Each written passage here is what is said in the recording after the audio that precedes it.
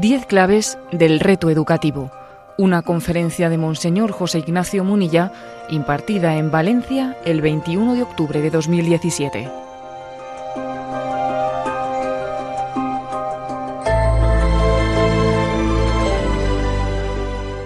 Entonces yo voy a compartir con vosotros 10 claves del reto educativo, que sé que algunas hacen más referencia a la vida de la familia, que sé que otras hacen más referencia a la sociedad, que sé que otras son más de la vida espiritual, de todo ahí. Las mezclo, pero son 10 claves del reto educativo que me parecen importantes. Voy a compartir con vosotros algunas intuiciones de dónde se juega la educación en el momento actual, dónde se juega, ¿no?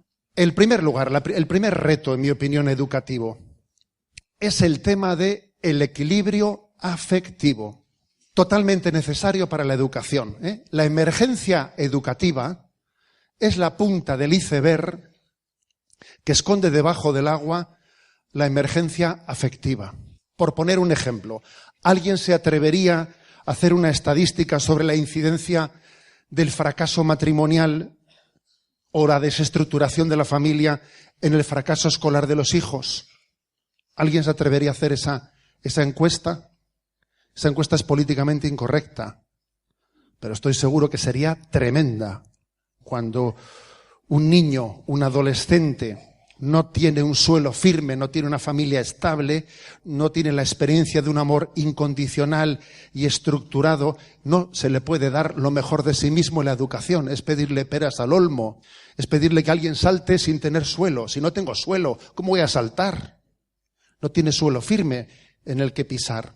Las rupturas matrimoniales tan frecuentes, unidas a la sustitución del matrimonio por la mera convivencia. En este momento, por cada 100 matrimonios en España, hay 65 divorcios. Esas son las estadísticas del momento actual. Esto supone un escenario determinante para la educación. Por lo tanto, yo diría que este es el primer gran reto para la educación. El equilibrio afectivo, solamente cuando alguien se sabe amado de una manera incondicional, es cuando es capaz de dar lo mejor de sí mismo. Cuando alguien no tiene la seguridad en el amor, cuando alguien está escuchando desde su cama, asustado, metido debajo de las sábanas, una bronca en la cocina, y no sabe muy bien si lo que más le importa en esta vida va a continuar unido al día siguiente, ese niño obviamente está condicionado totalmente su educación. ¿Acaso hayamos olvidado que no solo es el amor el que sostiene el matrimonio, sino que es el matrimonio el que sostiene el amor? Y eso tiene unas consecuencias muy graves para la educación. ¿Y esto en qué se traduce? Pues que la educación pasa por los centros de orientación familiar. La educación pasa por la pastoral matrimonial, por la pastoral familiar. La educación pasa por una sociedad que debe de preservar el matrimonio, cuidar el matrimonio. Yo recuerdo que siendo obispo de Palencia, antes de estuve en San Sebastián, estaba en Palencia de obispo, y recuerdo que la Junta de Castilla y León pues aprobó una ley de mediación familiar. Yo dije, por fin, una ley de mediación familiar. Por Dios, tendremos una ayuda por parte de las administraciones, ¿no? Fui con fruición a leer la ley de mediación familiar hecha no por el gobierno vasco, por el de Castilla y León. Leí con fruición aquella y me encontré con que ya desde el proemio de la ley decían que esa ley de mediación familiar lo que quería era ayudar a separarse de buen rollo a las parejas sin mucha conflictividad. Y pedí una cita con el consejero y le dije, oiga, ¿me quiere usted decir que han hecho una ley de mediación familiar para ayudarse a la gente a separarse y que la ley no tiene como finalidad intentar mantener el matrimonio unido los que están en crisis? Y me dijo, textual, no se nos había ocurrido. Eso es increíble. Yo lo escuché de un consejero eso. Y dije, pero bueno, no se nos había ocurrido. Entonces yo creo que el principal reto educativo es cuidar el equilibrio afectivo. Solamente cuando los niños han nacido de una experiencia de estabilidad en el amor es cuando seremos capaces, de que su educación sea verdaderamente sea un increscendo continuo. Segundo gran reto. el hambre, el cultivo del hambre y sed de la verdad. La creencia en la existencia de una verdad objetiva y el amor hacia esa verdad es una condición sine qua non para la educación. El relativismo es antagónico con la vocación educadora. Educar desde el relativismo es como pretender que alguien aprenda a nadar en una piscina sin agua. No es posible. Educar sin amor a la verdad es como nadar sin agua. No puede ser. En la práctica el relativismo se traduce en todo vale, todo es lo mismo, hasta el punto de incapacitar para la educación. Y ojo, porque os podéis imaginar que el relativista tampoco es tonto y no se presenta diciendo soy un relativista. No, el relativismo adquiere muchos disfraces que fácilmente pues le dan una carta de presentación. Invoca valores manipulándolos. El relativista invoca la tolerancia, el pluralismo, la misericordia. Sí, el relativismo obviamente se disfraza. Por cierto, en el libro del Papa, publicado en el Jubileo de la Misericordia, un libro escrito específicamente para hablar sobre la misericordia, dice ese libro también, en uno de sus párrafos, que el relativismo también hace mucho daño. Y leo una frase atrevida, políticamente incorrecta, de quien fue el arzobispo, ¿no?, de Buenos Aires, Jorge Mario Bergoglio, que decía: solo una moral que reconozca normas morales válidas siempre y para todos, sin ninguna excepción, puede garantizar el fundamento ético de la convivencia social, tanto nacional como internacional, en defensa de los iguales derechos tanto de los poderosos como de los últimos de la tierra, mientras que el relativismo de una democracia sin valores lleva al totalitarismo. Por lo tanto, ¿no?, es importante decir que el segundo gran reto es el educar en la fe, en la verdad y en el amor a la verdad. Y el relativismo suele estar, por cierto, muy ligado a esa emergencia afectiva a la que me he referido en primer lugar. Algunos dicen que el relativismo nace de la hipertrofia sentimental del yo. El narcisismo y el relativismo suelen hacer una pareja perfecta, a veces indisoluble. Tercera clave educativa: el educar en la fortaleza interior. En la educación en la fortaleza interior. Es que las metas educativas no se alcanzan de forma inmediata y sin sacrificio. No, la educación es una carrera de largo recorrido. Y la capacidad de resistencia ante las contrariedades es básica para afrontar el reto educativo. La fortaleza interior es la capacidad de afrontar frustraciones, asumir frustraciones sin venirse abajo. Educar en eso es importantísimo. Y por desgracia, la sociedad del bienestar pues ha dado a luz a generaciones muy vulnerables, que somos muy blanditos, ¿sabes? Muy blanditos, en el sentido de que nos venimos abajo fácilmente ante las contradicciones. Se requiere más fortaleza para ser manso que para ser osado. En el fondo es importante distinguir entre fuerza y fortaleza. El hombre suele ser más fuerte que la mujer, pero a veces tiene menos fortaleza, ¿sabes? Aguanta menos. Por ejemplo, el hombre recurre mucho más fácilmente a las adicciones de las drogas, porque tiene menos fortaleza, porque aguanta menos las contrariedades. La fortaleza es la capacidad de asumir que te den leña sin venirte abajo, ¿no? El buen boxeador es el que es capaz de asumir sin venirse abajo. El buen boxeador no es el que zurra mucho, sino el que le zurran y no se viene abajo y aguanta. Porque es que estos son muchos asaltos, ¿sabes? Aquí no nos lo jugamos el primer asalto, sino que la cosa es larga. La fortaleza interior es la capacidad de aguante. Aquí vence el que aguanta, ¿sabes? El que persevera. Vence el que persevera. Y eso supone fortaleza interior. Y en eso nuestra generación no educa. Lo que queremos es satisfacción inmediata de mis caprichos, ¿no? Hace falta más fortaleza para dominarse a sí mismo que para dominar a los demás. La mayor muestra de fortaleza es la paciencia. La paciencia con uno mismo y con los demás. Y la paciencia es hija de la fortaleza, nieta de la esperanza y madre de la perseverancia. Ocurre que la educación en la fortaleza interior pasa por la austeridad y el sacrificio, valores no precisamente en boga. Por lo tanto, creo que es básica, ¿no? Esta educación en la fortaleza interior, sobre todo donde la jugamos, es en la familia, es en la familia. He estado yo haciendo, cuando he venido por aquí, pues en avión, he hecho un rato de esperar en el aeropuerto y me he estado fijando en una niña que, aparte de ser hija única, pues la pobre, en su bolsito o en su mochila, tenía todo, ¿no? O sea, no hacía más que sacar cositas, no hacía más cosas, gominolas, esto, lo otro, tenía todo tipo de recursos. Yo decía, pero bueno, ese bolso es mágico, o sea, en ese bolso hay de todo, o sea, de todo, ¿no? Perfectamente conjuntado, con el mismo color de la mochila, está todo perfectamente conjuntado, en cada momento tiene una cosa que sacar y consumir. Yo decía, madre mía, todo esto sin darnos cuenta qué psicología que va a generar, obviamente, verdaderamente incapaz de vivir en el sacrificio y de la renuncia. Cuarta clave, la cuarta clave educativa. Libertad anclada en la verdad. Equilibrio entre libertad y disciplina. O sea, el equilibrio entre la libertad y la disciplina es básico para la educación. Existe una tremenda crisis del sentido de autoridad en nuestra cultura. Es un hecho incuestionable que nuestra cultura ha entrado en crisis. La figura paterna, mucho más que la materna.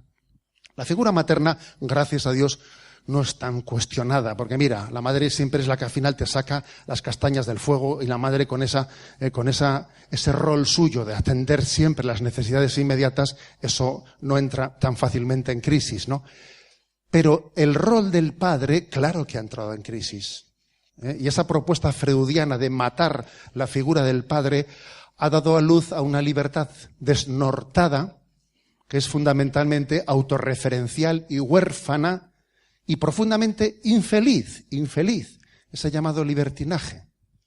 Eso es un drama, es un drama. Un ejemplo superlativo, por supuesto, de esta libertad desnortada en nuestros días es la ideología de género, que hace triunfar la idea de que el ser humano tiene libertad y no tiene naturaleza. Yo tengo libertad, no tengo naturaleza, ¿no? Soy libre para decidir mi propia naturaleza. El problema de fondo está en entender bien el concepto de libertad, ¿no? Y para ello la clave religiosa es determinante. La cosmovisión cristiana afronta ese supuesto conflicto central de la personalidad humana entre libertad y obediencia. Ese supuesto conflicto, el mensaje cristiano lo tiene absolutamente resuelto. La prueba es que la mujer más libre de la historia, la que venció a cualquier tipo de esclavitud, se llama ella esclava del Señor, fíjate. No ha habido nadie más libre que María, y ella se llama la mujer obediente. Ese conflicto, esa paradoja entre libertad y obediencia, está perfectamente resuelta en el cristianismo. Y decía Chesterton que la libertad que más valoro es la de saber obligarme a mí mismo. Esa es la libertad que yo valoro, la de obligarme. Entonces es cuando soy libre de verdad. Quinta clave. La clave entre la educación personal y la educación comunitaria. La educación, yo creo que requiere de ambas facetas, ¿no? Lo personal, una educación personalizada y al mismo tiempo comunitaria. La educación personalizada está muy ponderada en nuestros días, eso está muy ponderado, ¿no? Las tutorías personales, etcétera.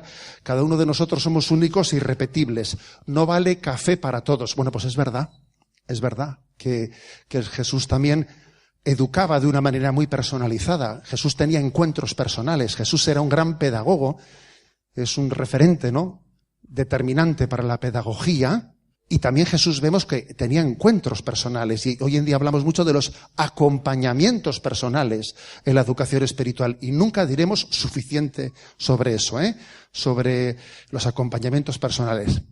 Pero también ese factor tan claro que, por ejemplo, pues en el genio materno, pues una madre tiene una relación muy personalizada con sus hijos. Siempre se ha dicho que una madre no es que tenga 5 hijos, tiene 5 veces un hijo único. O sea, en el sentido de que le quiere a cada uno de los hijos de una manera personal, totalmente original, ¿no? Eso siendo así, es muy importante conjugarlo con la educación comunitaria, que hoy en día está mucho menos referida, para no caer en la pretensión del singularismo, que es un terreno sembrado para el narcisismo. de creerse el ombligo del mundo. San Benito, fíjate, San Benito, en su regla, en el capítulo 71 de la regla de San Benito, habla de la importancia de aprender a ser uno más. A ver, hay que aprender a ser uno más, dice San Benito, ¿no? En su regla para los monjes. Sometiéndote a la regla común frente a lo que él llama la tentación del singularismo.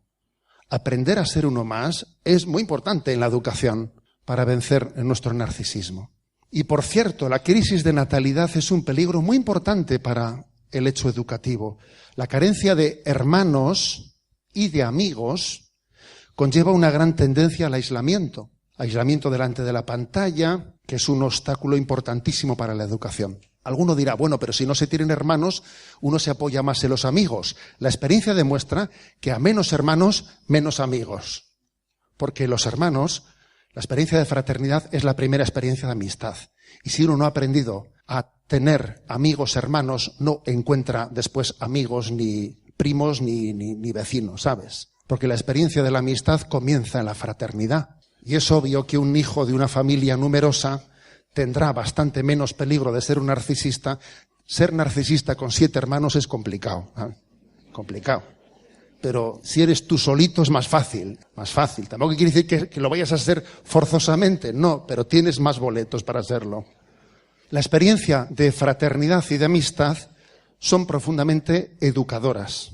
Entonces yo diría una cosa, la crisis de natalidad no solo es consecuencia de la crisis educativa, que lo es, pero también es causa de la crisis educativa.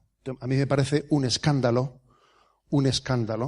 que los estados, que las administraciones, que los gobiernos no se tomen en serio el tema de la crisis de la natalidad.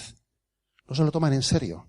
Y por supuesto que la crisis de natalidad tiene muchísimas derivadas, ¿no? Muchísimas derivadas. Pero en todas las encuestas que se realizan se subraya que la población manifiesta que tiene menos hijos de los que desearía tener. Lo cual quiere decir que también las administraciones no ponen las condiciones para que la paternidad y la maternidad pueda desarrollarse. No digo que ese sea el único motivo, no soy ingenuo, ¿no? Pero también hay una responsabilidad social, obviamente.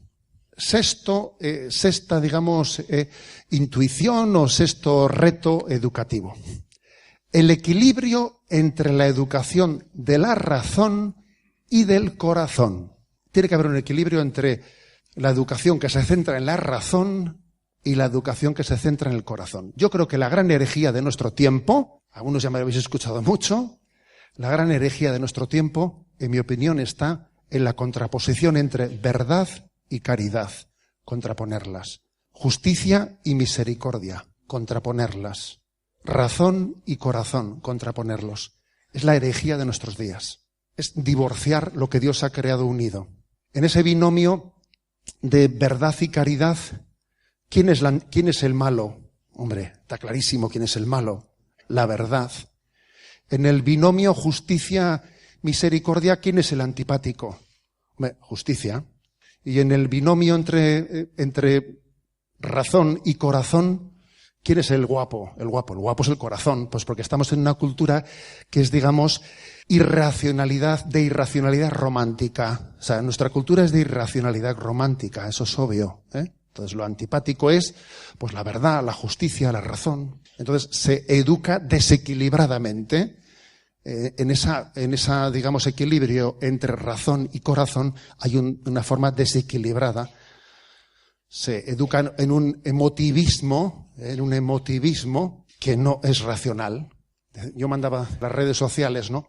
Así un poco, pues con un poquito de humor, porque sí, a veces también hay que decir cosas muy serias con un poquito de humor, porque si no, no sé, pues igual alguno se espanta, ¿no? Y sirviendo un poco de Mafalda y sus chicos, decía, lo ideal sería tener el corazón en la cabeza y el cerebro en el pecho. Así pensaríamos con amor y amaríamos con sabiduría. Esta reflexión así un poco, digamos, provocadora, lo que viene a decir es que pretender separar la educación de la razón y del corazón es perverso.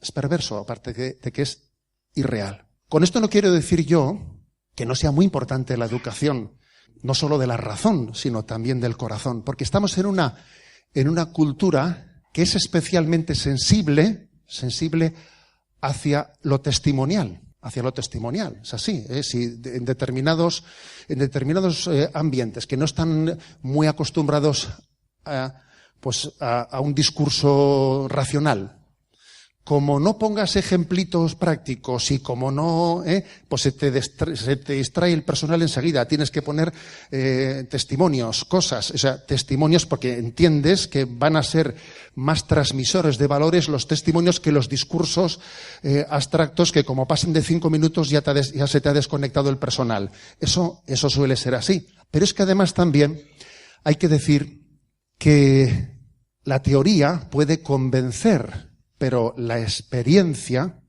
es la que llega a convertir. Luego es verdad que ambas cosas tienen que estar plenamente integradas. Las dos cosas hay que integrarlas. Ahora, sería un error contraponerlas. En el año 1983, 2 años antes del sínodo que era con motivo del 20 aniversario del Concilio Vaticano II, en el que los padres sinodales le pidieron a San Juan Pablo II que por favor se hiciese un catecismo de la Iglesia Católica, pues digo, en el año 83, nuestro actual Papa emérito, Joseph Ratzinger, pronunció una conferencia en París titulada La crisis de la catequesis, en la que él venía a decir, a ver, es que tenemos una crisis monumental, porque el catecismo de San Pío V de facto se ha derogado. De facto. Todavía no hay un catecismo nuevo del Concilio Vaticano II. Y en este ínterin, en la Iglesia, en la que falta un catecismo de transmisión de contenidos, la catequesis se está reduciendo a una especie de experiencialismo. A ver si tengo no sé qué, experiencias interiores, pero está muy bien tener una experiencia. Tiene que ser una experiencia de algo, con un contenido, que te lleve a un encuentro personal con Jesucristo. Por eso él también clamó porque existiese un catecismo porque claro, aquí funcionamos por la ley del péndulo. Y el péndulo es, o me aprendo de memoria un catecismo, un montón de fórmulas, sin saber lo que estoy diciendo y sin tener la experiencia interior de haberme encontrado con Jesucristo, o paso a lo contrario, que es, juego a tener experiencias y a sustituir, ojo con esto, a sustituir la religiosidad por una especie de educación en la interioridad. ¿Nos suena esto? Ojo, sustitución de la religiosidad por una especie de educación en la interioridad en la que lo importante es cómo me siento, que yo tenga paz, pero eso no es religiosidad, ¿no? Es que jugamos a la ley del péndulo. O nos aprendemos de memoria una serie de fórmulas dogmáticas sin saber lo que estamos diciendo, sin experiencia ninguna, o juego al experiencialismo de una interioridad en la que no sé exactamente qué me ha dicho Dios y Dios cómo se me ha revelado. Pero ¿no vamos a ser capaces de integrar la educación de la razón y del corazón? ¿O qué? Jesucristo se reveló integrando ambas cosas. Por tanto, educación equilibrada de la razón y del corazón. 7º punto. Educación de los deseos. También muy importante, educar los deseos. Educar los deseos porque fijaros, hoy en día mucha gente piensa, claro, es que el cristianismo pues está para, algunos tienen esa visión. Aquí todo lo que te gusta, o engorda o es pecado, ¿sabes? Como que, parece como que el cristianismo está en contra de los deseos básicos del hombre. Esa es la visión que mucha gente tiene, ¿no? Tú tienes unos deseos naturales, pero sin embargo, la religiosidad no viene en cumplimiento de los deseos del hombre, sino que viene por otro lado. Pues no es verdad. Y es muy importante educar en los deseos para entender que eso es falso. Existen 3 tipos de actitudes ante los deseos. La actitud del adicto, que se entrega plenamente a los deseos. Cualquier deseo que tiene se entrega a él y acaba siendo pues un adicto absoluto, ¿no? Un adicto que vive pues un drama muy grande, un adicto que en el fondo nunca tiene suficiente. ¿Sabéis por qué no tiene? Un adicto nunca se siente satisfecho, porque en realidad alguien no puede estar satisfecho de lo que en realidad no desea. No es eso lo que desea, ¿sabes? Por eso no está satisfecho. Y dale. La relación del adicto, del materialista, que tiene el drama de desear cosas que no le llenan. Existe otra actitud ante los deseos, que es la de la del estoico o la del budista, si queréis, ¿no? Hoy en día jugamos un poco al budismo y entonces dice, voy a hacer, pues no sé qué técnica de relajación en la que me convenza a mí mismo de que no tengo deseos. Entonces voy a intentar llegar a una especie de silencio interior en el que diga, ves cómo no deseo nada, no deseo nada, no deseo nada. Bueno, mentira. ¿Me explico? Mentira, no es verdad. Es llegar a una negación de la realidad. Y existe otro tipo de relación con los deseos, con la vivencia de los deseos, que es la que tiene el cristiano. Y claro que voy a decir una cosa con todo el convencimiento, ¿no? El cristiano es aquel que descubre que detrás de cada deseo interior se esconde el deseo de Dios. Detrás de nuestros deseos más naturales se esconde el deseo de Dios. Son la puerta del cielo. Y Dios quiere calmar nuestras ansias más profundas de felicidad. Lo que ocurre es que eso supone pues una purificación interior. Lo que ocurre es que eso supone saber que tenemos un pecado original y que hay que ver cómo purifico mis deseos y los ilumino. Estaba hace poco yo, en el inicio de curso, me invitaron a un colegio de San Sebastián a hacer con los chicos pues una misa de inicio de curso, ¿no? Entonces se me ocurre la homilía, les pregunto a los chavales, a ver, ¿quién me dice qué diferencia hay entre me apetece y quiero? Apetecer y querer. Claro. O sea, los chavales levantan uno la mano, le pasan el micrófono y dice, pues me apetece es, pues cuando alguien dice que dice el chaval, dice que me apetece una cosa, y quiero es cuando alguien dice pues que quiero una cosa, ¿no? Y todo el mundo se pega una carcajada y tal, ¿no? Y dice, oye, pues está inventado la pólvora. Pero otro levantó la mano, le pasaron el micrófono al segundo, y va al segundo y dice, pues es que, a ver, me apetece es cuando quiero una cosa así, pero para ahora mismo, y quiero una cosa es cuando es, pero para más tarde. Y dije, pues ya has dicho algo tú, ¿eh? Le dije, tú ya has dicho algo. Muy importante, porque no es lo mismo conducir con luces cortas que con luces largas, ¿sabes? No es lo mismo, ¿no? No es lo mismo, y querer es con luces largas y apetecer es con luces cortas, ¿sabes? El chaval dijo, pues lo he dicho sin darme cuenta, ¿sabes? Pero a ver, la distinción entre me apetece y quiero es básica en esta vida, y la educación en los deseos es importantísima. ¿Quién educa en los deseos? ¿Quién educa en los deseos? ¿Quién hace esa labor? ¿Dónde se hace eso? ¿Quién es la gente que tiene que afrontar ese tema? Es un tema clave, en el que yo creo que la familia, sin duda, siempre la familia está en primer lugar, pero el acompañamiento espiritual es clave, la vida comunitaria es clave, el colegio es clave, la educación en los deseos es básica, porque no es verdad que Jesucristo ha venido a frustrar deseos, les ha venido a dar cumplimiento. Él dice, ¿no?, en su salmo, ¿no? Sea el Señor tu delicia y Él te dará lo que pide tu corazón. Si tú descubres, ¿no?, si Dios es tu tesoro, Él te dará lo que pide tu corazón. Luego hay que descubrir no solo los deseos carnales, hay que descubrir los deseos del alma, que son la sabiduría, que son la justicia, que son la belleza, que son la eternidad. Octava clave. La educación en las actitudes. Les había pedido que pusiesen una ecuación que dice E es igual a, abre paréntesis, si lo queréis escribir ahí, E es igual a, abre paréntesis, C más H, cierra paréntesis, por A. A ver, me explico, vamos a ver. Educación. ¿A qué es igual la educación? Es igual a conocimiento más habilidades, cierra paréntesis, pero multiplicado por actitudes. Claro que la educación es muy importante, son los conocimientos muy importantes, y hoy en día los damos equivocadamente o los minusvaloramos, ¿eh? Los conocimientos son muy importantes. Es muy importante que a los conocimientos se sumen las habilidades porque somos conscientes de que no somos teóricos, somos prácticos y necesitamos no solo un conocimiento abstracto, sino un conocimiento experiencial, ¿no? Experiencial. Y hemos comprendido pues que a veces en las aulas pues además de enseñar biología, pues hay unas plantas plantadas en las ventanas del aula, porque entendemos que es una enseñanza real de la biología, tener unas plantitas puestas y no solo haber dicho, o sea, conocimiento más habilidades, pero cuidado, cierra paréntesis, multiplicado por A, que es por tu actitud interior. Porque al final lo que multiplica, no digo lo que suma, lo que multiplica es qué actitud interior tienes. Y si tú estás quemado, casi más vale que no tengas cultura, porque la cultura la vas a multiplicar por negativo. Y entonces una cultura multiplicada por negativo es terrible. Más vale ser tonto, fíjate, porque si eres un listo quemado, ¿sabes?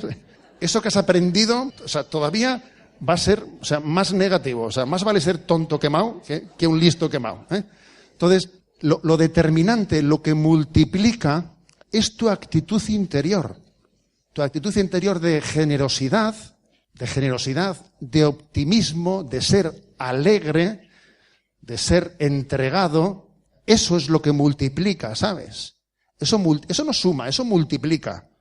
Y ese factor tuyo interior, que yo creo que es un poco de dirección espiritual, ¿sabes? Es de conversión. Eso en el fondo donde se juega es en la conversión. Antes me decía uno de los de la delegación de enseñanza, me ha ido a buscar al aeropuerto y contándome cosas de cómo trabaja en la delegación, de que él también estaba en un colegio.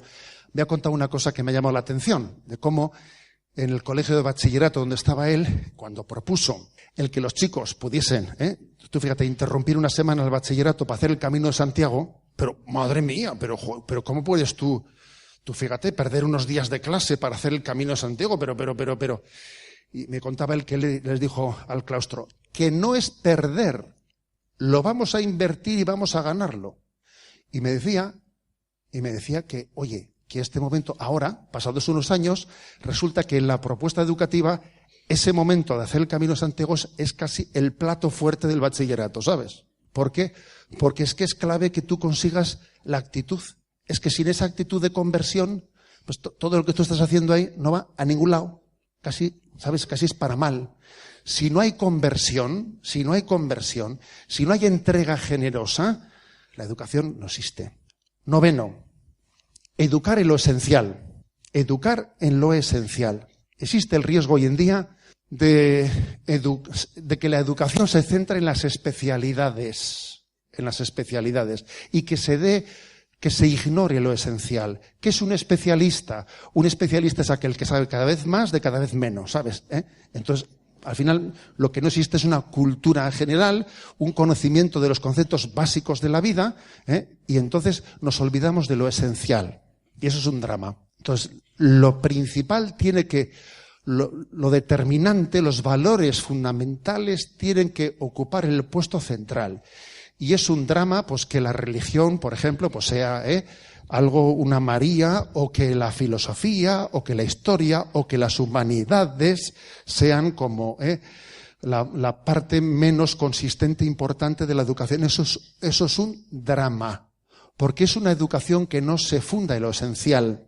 Lo más importante en esta vida es que lo más importante sea lo más importante.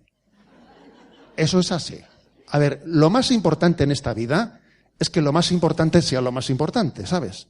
O sea, que tenga el lugar central que tiene que tener en la vida. O sea, lo que no puede ser es que lo más importante sea una cuestión a la que yo le dedique todo. No, eso no puede ser.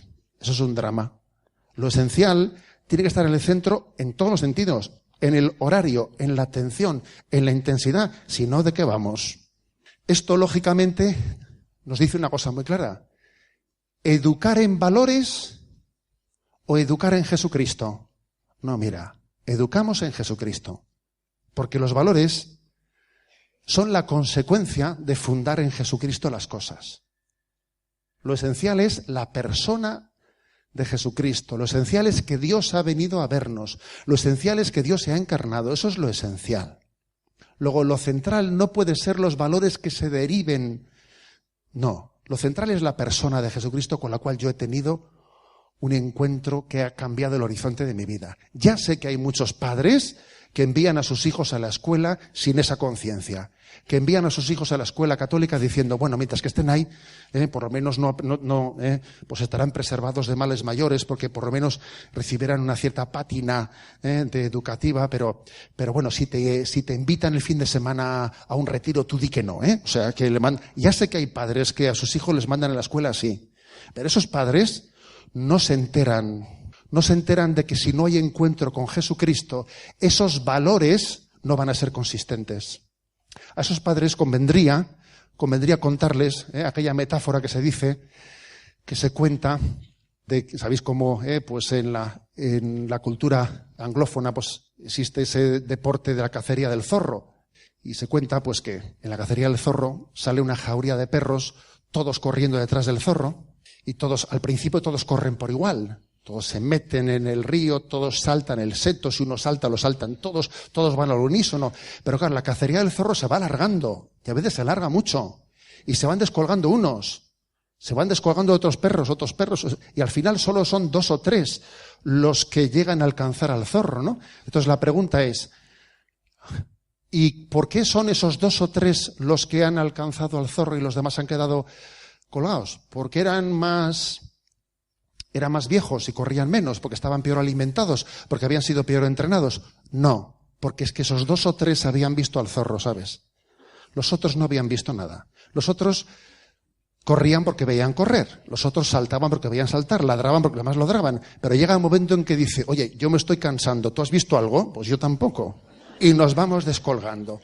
A esos padres habría que decirles que el que no tenga una experiencia de encuentro con Jesucristo no va a ser perseverante en la vivencia de los valores cristianos, porque los valores cristianos sin el encuentro con Jesucristo es puro moralismo. Y un joven no será nunca moralista, Solo el que haya tenido un encuentro con Jesucristo será perseverante en los valores morales. Si no, déjate, no le pidas peras al olmo. Y por último, y termino, el punto 10º, pues es el poder educativo de la comunión de la Iglesia. Yo creo que que la Iglesia en su comunión interna, en su comunión, con esa promesa de que el Espíritu Santo nos asiste, de que Él estará con nosotros hasta el fin del mundo, de que cuando 2 o 3 se juntan en nombre de Jesús a pedir una cosa, el Señor es especialmente atento, ¿no? En ese querer acertar, o sea, en esa comunión de la Iglesia, yo creo que tenemos una confianza. Confío en la Madre Iglesia, que es educadora. La Iglesia es madre educadora, ¿no? Tiene una maternidad recibida del corazón de Cristo y yo creo que tenemos que confiar en eso. Por ejemplo, este congreso. ¿Por qué hemos venido aquí? Pues hemos venido aquí porque entendemos que en este Pentecostés que se realiza entre nosotros, en este Pentecostés, hay una promesa especial de que el Señor nos iluminará. Y compartiendo experiencias entre unos y otros, tú cómo lo haces, tú cómo no sé qué, por dónde sopla el Espíritu en este carisma, por dónde sopla el Espíritu en el otro, el Señor nos acertará. O sea, el que humildemente se considera hijo de la Iglesia y quiere vivir, ¿no? Pues en su seno, seguro que será bendecido por ella, ¿no? Yo solo podré equivocarme, pero en la comunión de la Iglesia seremos invencibles, ¿no? Seremos verdaderamente educadores. Le piden que comente una afirmación que ha hecho: la salvación del mundo, de la sociedad, está en el corazón de Cristo. Y piden que la comente. Bueno, esa afirmación, cuando he entrado yo por la puerta de este colegio, pues te ponía Sagrado Corazón y he dicho yo, estamos en casa, ¿eh? Bueno, a ver, ¿por qué digo que la salvación del mundo está en el corazón de Cristo? Eso trasladado, ¿no? Trasladado a la clave pedagógica, educativa, ¿qué matiz tiene eso? A ver, yo creo, en primer lugar, porque integra 2 cosas, ¿no? Integra 2 grandes necesidades que tiene el hombre, que es amor y verdad. Jesucristo revela el amor que Dios nos tiene. Dios no nos quiere porque seamos buenos. Nos quiere porque somos incondicionalmente, aunque seamos malos. Y su querernos incondicional nos permite ser buenos, nos permite la santidad.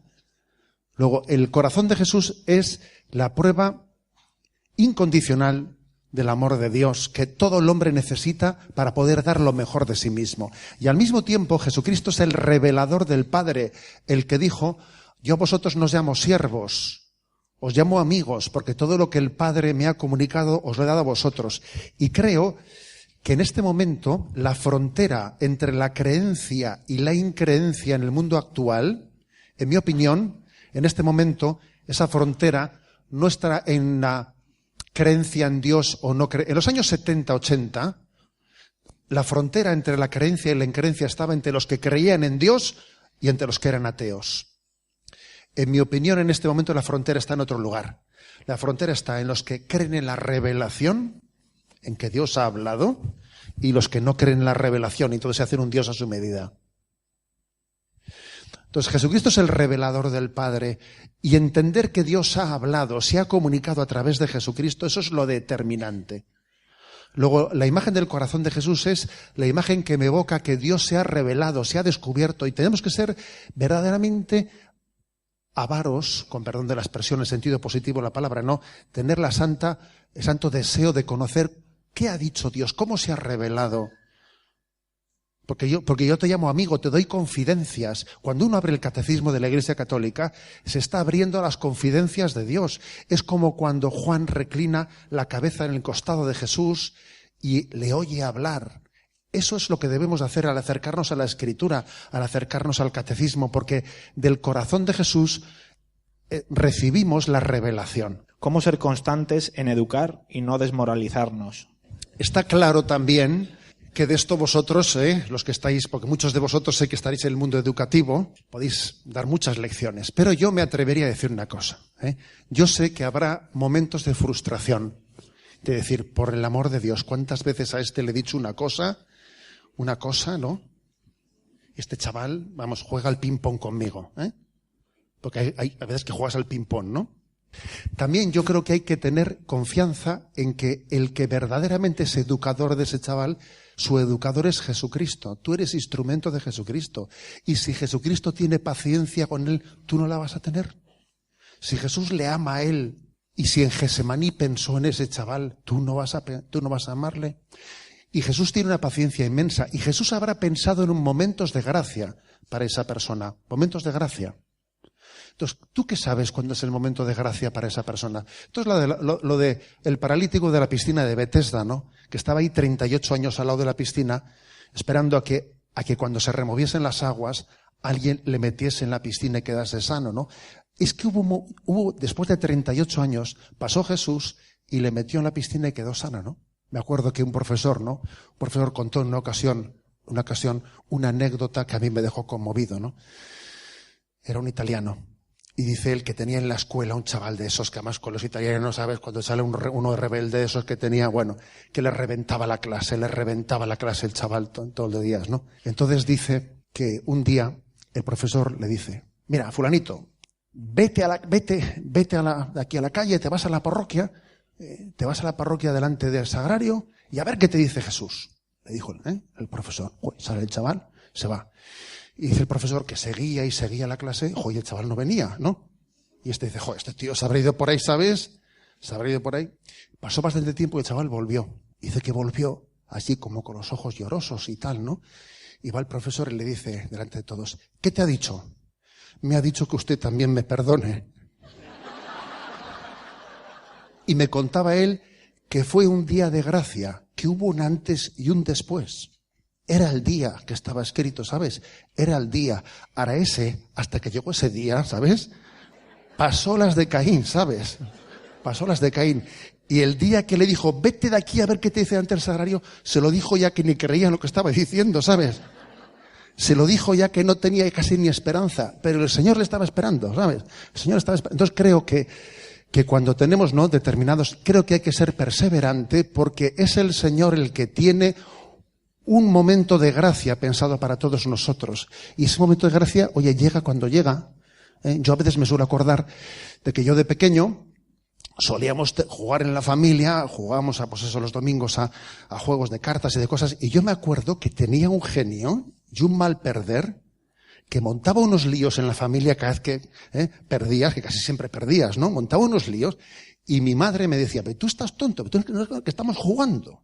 Pero ¿cómo te puedes poner? Si estamos jugando. Y me lo decía todos los domingos mi madre cuando montaba yo el lío. Y de repente hubo un domingo en que jugamos como siempre, perdí como siempre, monté el lío como siempre, ¿sabes, no? Entonces mi madre me dijo lo de siempre, ¿no? Pero tú te das cuenta que estamos... Oye, y ese día lo entendí y dije, pero qué tontería, ¿no? Si estamos jugando a cartas, ¿no? ¿Por qué me enfado yo? Y no me enfadé nunca más, ¿sabes? Entonces, eso yo lo recuerdo como diciendo, oye, pero ¿qué pasa en nosotros? Que hay cosas que te han dicho 18.000 veces, que a la 18.001 se te ilumina interiormente la cosa. Entonces, yo creo que eso en el hecho educativo es muy importante. Hay que creer en que hay una hora de gracia para todo el mundo. A veces uno es el que siembra, y otro es el que riega, y otro es el que se cosecha, también tengámoslo en cuenta. A uno le gustaría ver los frutos de todo, y no siempre te es dado ver todos los frutos. Pero hay horas de gracia y tú no las controlas. Bendito sea Dios que nosotros no controlamos la hora de la gente. Entonces, es verdad que María dice, a veces, vete ya, o sea, María adelanta la hora, pero la hora es Dios el que la fija, y entonces la paciencia es básica. Finaliza en Radio María la conferencia de Monseñor José Ignacio Munilla titulada 10 claves del reto educativo. La impartió el 21 de octubre de 2017 en Valencia.